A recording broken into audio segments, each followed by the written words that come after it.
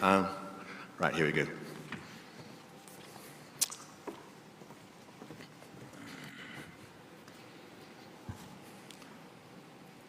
The Right Honorable Dr. Musalia Mudavadi, Prime Cabinet Secretary and Cabinet Secretary for Foreign Affairs and Diaspora Affairs, the Republic of Kenya, Her Excellency Ambassador Joseph Asako, Commissioner for Agriculture, Rural Development, Blue Economy and Sustainable Environment of African Union, Honorable Mithika Linturi, Cabinet Secretary for the Ministry of Agriculture and Livestock Development, Republic of Kenya, colleague honorable ministers present, invited guests, ladies and gentlemen, good morning.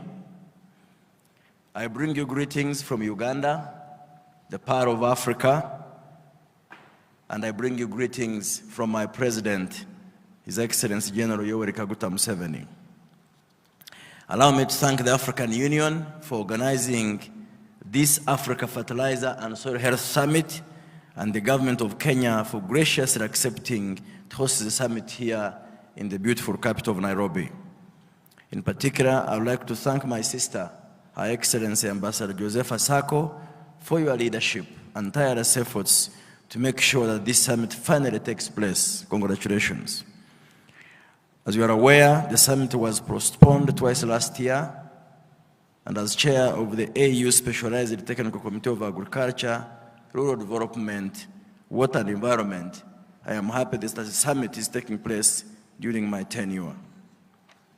We are gathered here today and for the next 2 days because we share common concerns regarding the future of our agriculture and of our food security. We all recognize that agriculture remains central to Africa's growth and poverty reduction.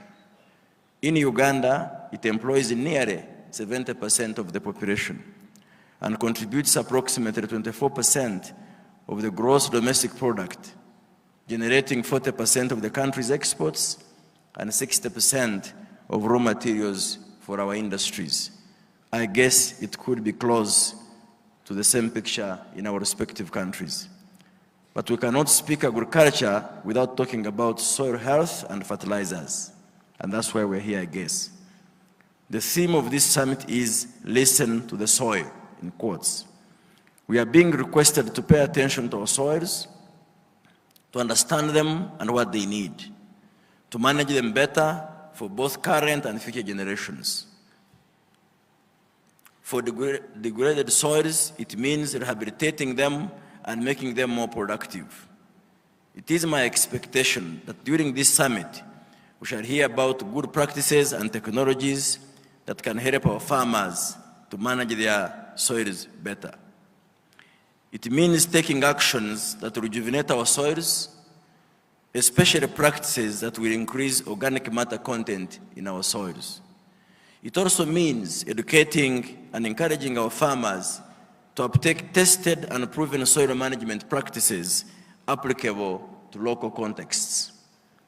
The Food and Agriculture Organization, our partner, reports that about 33% of the Earth's soils are already degraded, and over 90% could become so by the year 2050.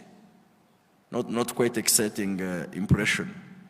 It further notes that approximately 820 million and 2 billion people are food and nutrition insecure, respectively, largely arising from diminished soil production and productivity. You're also aware, Excellencies, that crop yields in Africa are only 1/3 of the global yield average. Part of the solution to raise crop yields is to increase fertilizer application on the continent, currently averaging about 18 kilograms per hectare, less than 50% of the target of 50 kilograms per hectare that was set in 2006 in Abuja, Nigeria, during the first fertilizer summit. Moreover, these averages masks deeper disparities within individual countries. For instance, in Uganda, our average stands at only 2 kilograms per hectare. Again, during this summit, I hope to hear about what can be done to increase the fertilizer consumption on the continent. Not for the sake of it, but to increase agricultural productivity, because Africa needs it if we are to feed our people and reduce vulnerability to the shocks to our food systems. I want to hear what we need to do to make fertilizers, both organic and inorganic, more affordable and accessible to our farmers. We need to overcome the challenges that are limiting fertilizer uptake and which are common among our countries.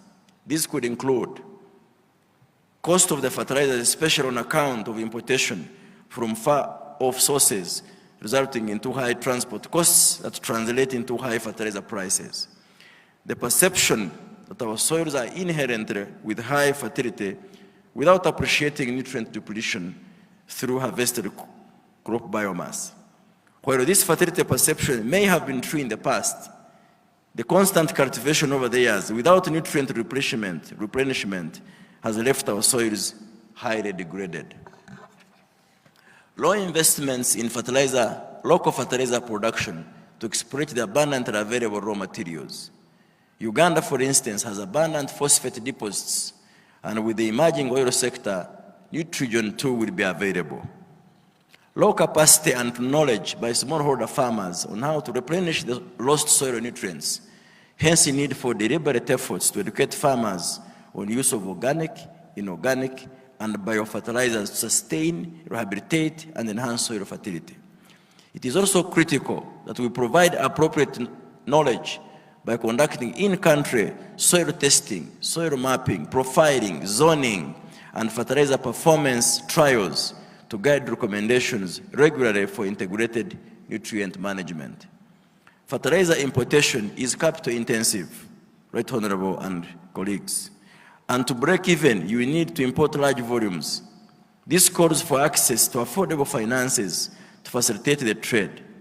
The implication of this is that very few private sector players venture into it, leading to low volumes on the market, and thus the high prices. Excellencies, ladies and gentlemen, addressing these and more challenges to ensuring rehabilitation and enhancement of soil health will be critical for the future of agriculture, our food systems, animal feed, nutrition, and income security among our people. I am glad that during the AU Summit in February this year, the Executive Council endorsed both the 10-year Africa Fertilizer and Soil Health Action Plan and the Soil Initiative for Africa Policy Framework. During this summit, we shall present the draft Nairobi Declaration for consideration and adoption by AU heads of state and government. The declaration gives political guidance and direction. It will be very important that AU member states commit to the implementation of the 10-year Africa Fertilizer and Soil Health Action Plan.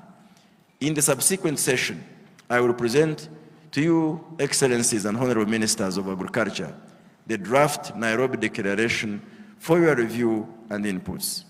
The draft declaration was presented to the STC in November last year and considered by the Executive Council that recommended it to the AU Summit.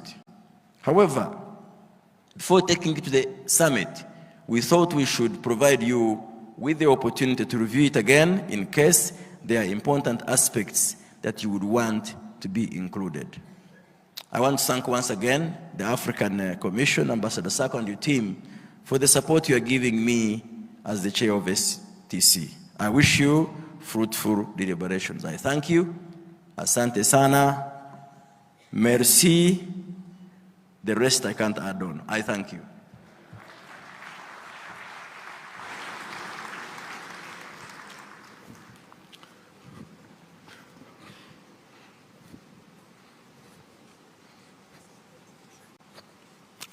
Thank you very much.